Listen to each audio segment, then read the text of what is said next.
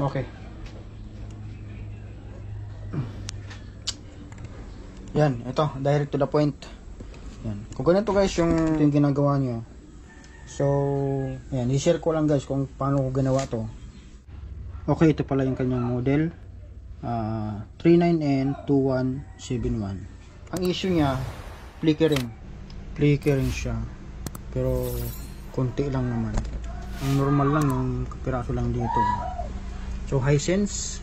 So, napi-flirt yung screen niya, pero mayroong kunting bahagi lang na natira na normal sa bandang baba yata yun o taas, bandang baba yata. So ganito lang gawin nyo guys. Yan, so direct to the point. So ito na, ihang nyo agad yung LC1 LC2 dyan hanggang HC1 to HC6. Yan, so bali 2, 4, 5, 6, 7, 8, 9, 10. So, bali 10 pins yung hang natin dyan.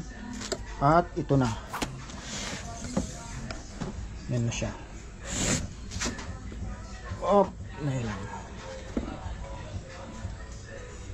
So, yan. Sa camera, ano na lang yan guys. Yung parang naggalaw-galaw. Camera reaction siguro yan. So ganun, wala na siyang flickering. Yan, so ano na siya? Normal na. So ibig sabihin nasa left side yung issue ng LCD. Kung di siya umubra dito, so doon tayo sa kabila hang. So parehas lang. Kasi naka-parallel lang naman yan sila. Kaya ako na-trace na doon tayo naghang kasi binaypas ko muna tong ribbon o tinanggal ko muna yung ribbon at nakita natin na dito ang may issue, kaya dun tayo naghang ng